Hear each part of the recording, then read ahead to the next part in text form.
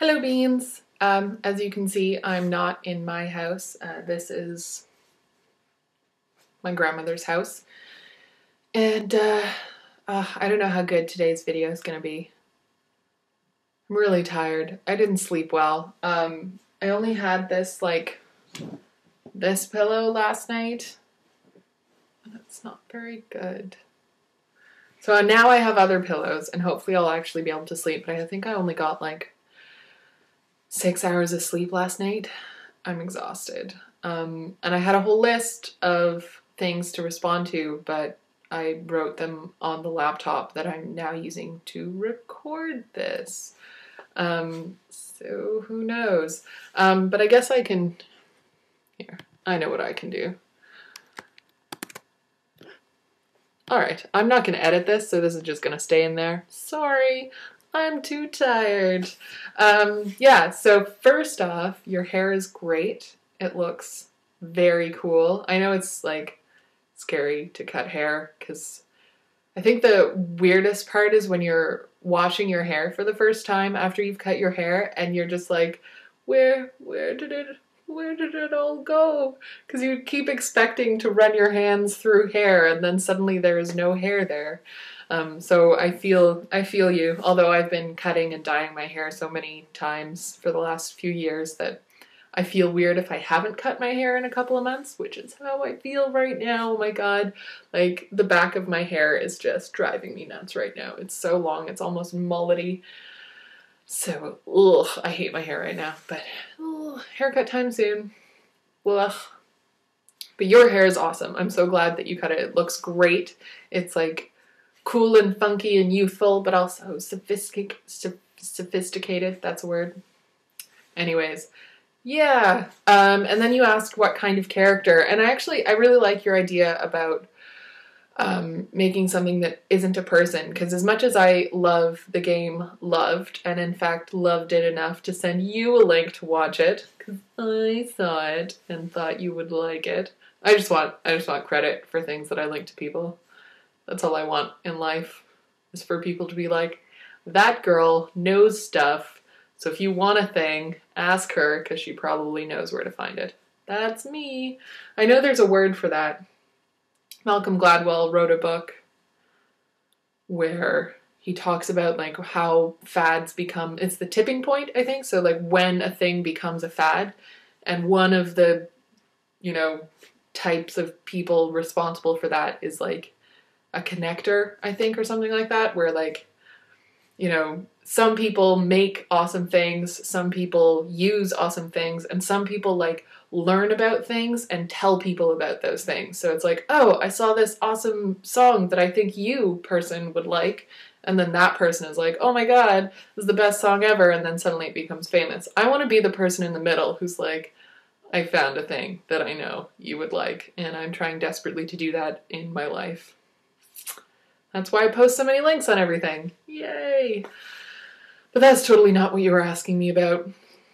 So character, yes. So as much as I love the idea of sort of playing with gender and requiring people to play a certain gender, or playing with the idea of what it means to play a certain avatar, those are all really awesome ideas, but I don't feel wholly comfortable doing it myself, especially when one of the things that I try really hard to be aware of is the ways in which some people's bodies and genders are ignored and erased. So I would feel uncomfortable making a game that requires somebody to feel as though their avatar's gender is being erased, even though I could see the value in a game that does that. Regardless, I really like your idea about making the sort of player character an object. I think that's really cool. But I don't really know what object it would be, and I'm so tired. I have no creative juices today. I've been pretty depressed lately, so it's really hard for me to make things right now. But I am thinking about it, and I think, so I'll send you a message with stuff in it. I'll work on that this weekend and try to get something to you before Tuesday.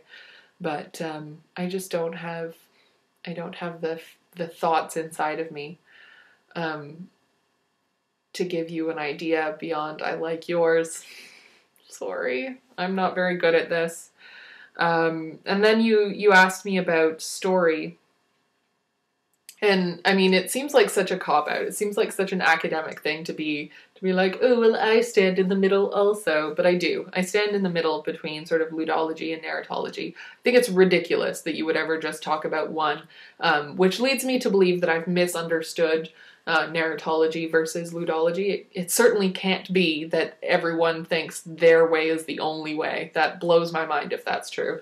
But I feel like I stand somewhere in the middle, which is that obviously the procedures that the game requires you to enact and the procedures that are hidden from you as a, sorry, my screensaver, the procedures that are hidden from you as a player, all those things are important to understanding how the game works, but the narrative matters as well. So the kinds of games that I like to play are games that trick you a little bit. Oh no, my battery's dying, so I've got like 8 minutes. Ugh, that's fine. I'll be done soon. Yeah, so I like games that kind of trick you a little bit, but don't make a fool of you. So there, this is why you didn't like the ending of Mass Effect 3, right? Is that they sort of didn't live up to the unspoken rules of what it means to play a game. Which I'll be talking about in my paper next Saturday. Sort of, not really, it's like an aside. I may delete it, but that's kind of what I'm talking about, is the sort of contract between designer and player and what it means to change that contract without telling the player. And that's the kind of game I'd like to play. One that takes your expectations and shifts them or molds them in a different way, but not in a way that's offensive.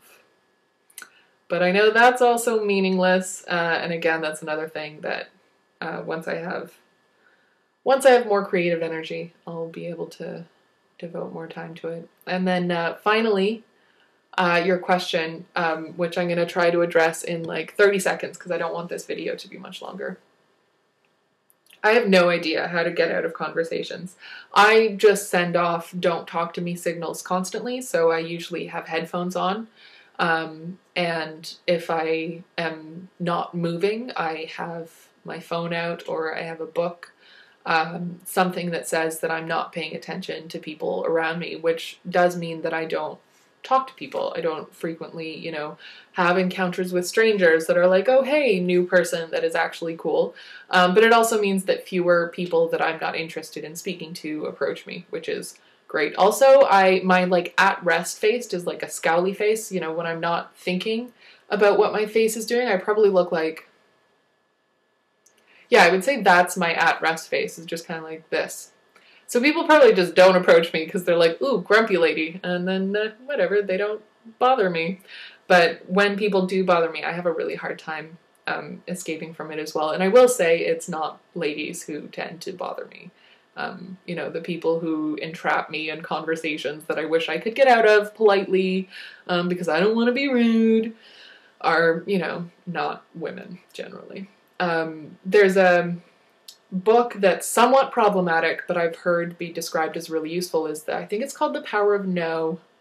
The Power of No by some guy. Sorry, useless. By some guy who did like self-defense stuff.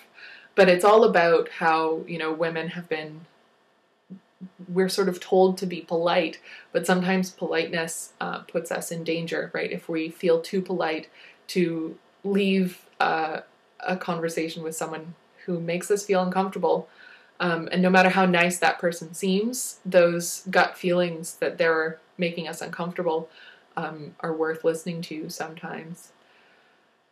And like I said in the comments, you should totally read the Shapely Prose, Schrodinger's Rapist article. It's really awesome. And I'm way too long, and I just really don't want to edit this. So I'm going to end this now. And again, I really want to apologize for not being able to give you more in terms of the game. Your song is really cool. And I think what I'll do is send you some, like, not lyrics, but like accompanied text that I've gathered inspirationally from that. And I'll send that along to you at some point before Tuesday as well.